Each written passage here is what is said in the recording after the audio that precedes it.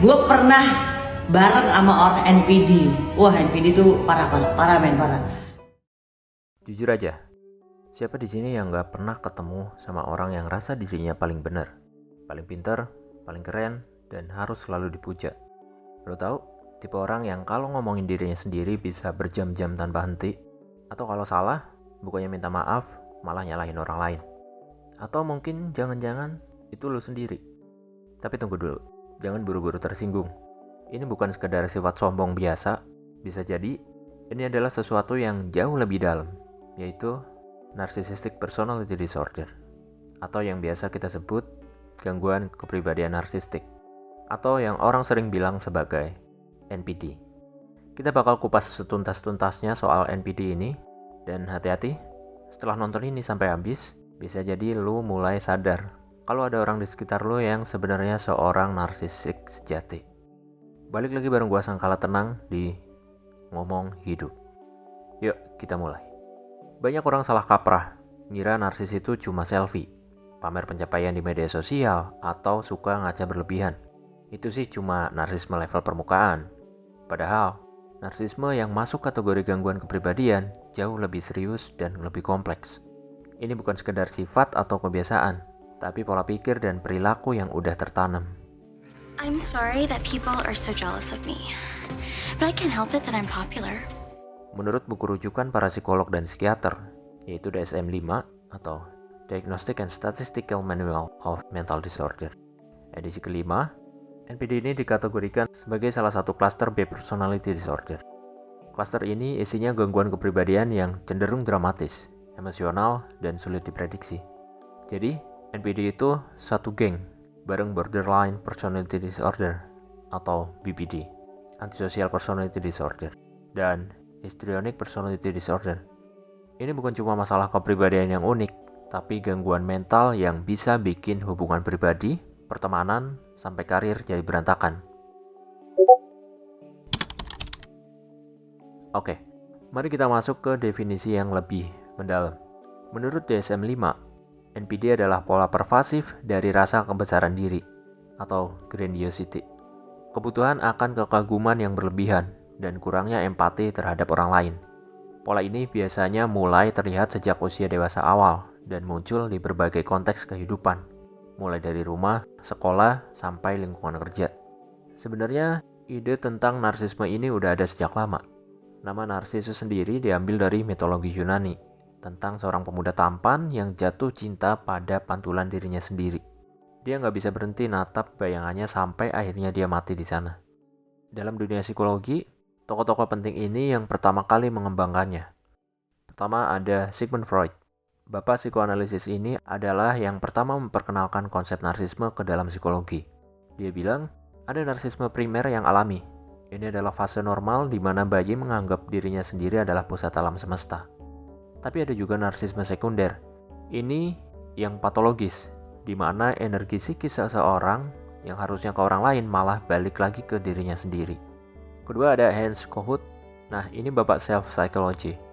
Menurut dia, narsisme itu berkembang akibat kegagalan orang tua dalam memberikan mirroring atau validasi yang cukup. Ibaratnya, seorang anak butuh cermin yang menunjukkan kalau mereka itu berharga, dilihat dan diterima.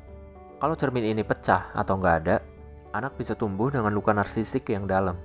Akhirnya, mereka menciptakan self atau diri yang palsu dan idealis buat nutupin rasa sakit itu. Terus ada juga Otto Kernberg. Kernberg punya pandangan yang agak beda. Dia ngelihat narsisme ini sebagai kelainan yang lebih serius. Menurut dia, narsisis punya self-grandize yang tampak kuat, tapi sebenarnya rapuh.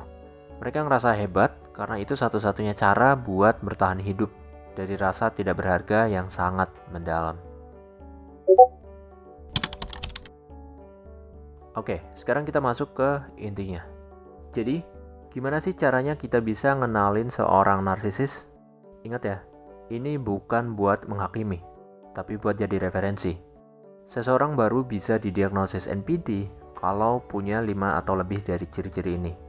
Pertama, rasa kebesaran diri atau grandiosity. Dia ngerasa dirinya sangat penting, bahkan saat nggak ada alasan yang jelas.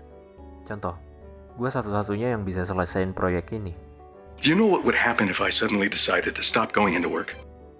Terus kedua, fantasi tentang kesuksesan, kekuasaan, kecerdasan, atau kecantikan tanpa batas.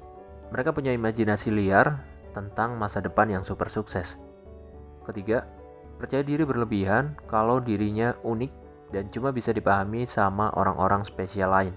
Mereka nggak mau bergaul sama orang biasa. Contoh, cuma lu yang punya level IQ di atas rata-rata yang bisa ngerti pemikiran gua. Keempat, butuh pujian yang berlebihan dan konstan. Ini kayak bensin buat mereka.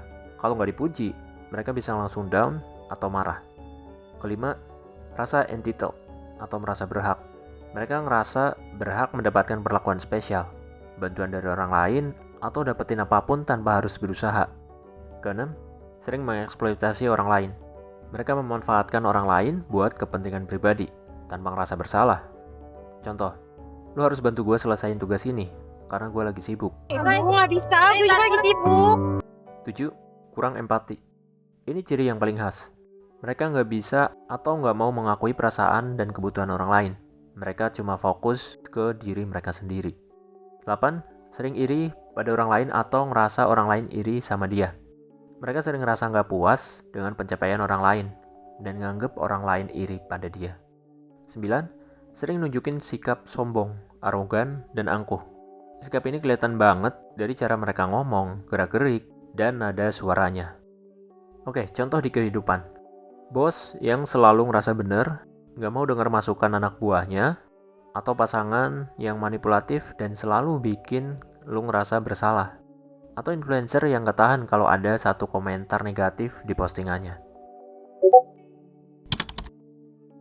Nah, sekarang pertanyaannya, kenapa sih orang bisa jadi narsisis? Ini bukan satu faktor tunggal, tapi gabungan dari beberapa hal. Pertama, faktor genetik. Studi kembar nunjukin ada komponen hereditas. Kalau salah satu dari kembar identik punya NPD, kemungkinan kembarannya juga punya lebih besar. Jadi, gen itu bisa jadi semacam bahan baku.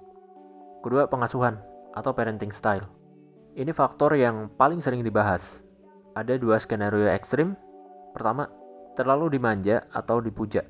Anak dibesarkan dengan pujian berlebihan tanpa syarat. Mereka diajarin bahwa mereka adalah yang terbaik, paling istimewa, dan gak pernah salah. Akibatnya, mereka terbiasa dianggap pusat dunia dan gak bisa menerima kritik. Kedua, diabaikan atau dikritik keras. Skenario sebaliknya. Anak sering diabaikan, diremehkan, atau dikritik abis-abisan sama orang tuanya. Buat ngelindungin diri dari rasa sakit itu, mereka ciptain diri yang idealis, yang gak bisa dihancurin. Jadi, narsisme ini semacam mekanisme pertahanan diri. Faktor ketiga, lingkungan sosial dan budaya. Budaya juga punya peran. Budaya individualistik, di mana kesuksesan pribadi dan self-branding sangat ditekankan, cenderung lebih banyak munculin narsisme. Apalagi dengan adanya media sosial, semua orang berlomba-lomba menampilkan versi terbaik dari dirinya, cari pujian, dan validasi.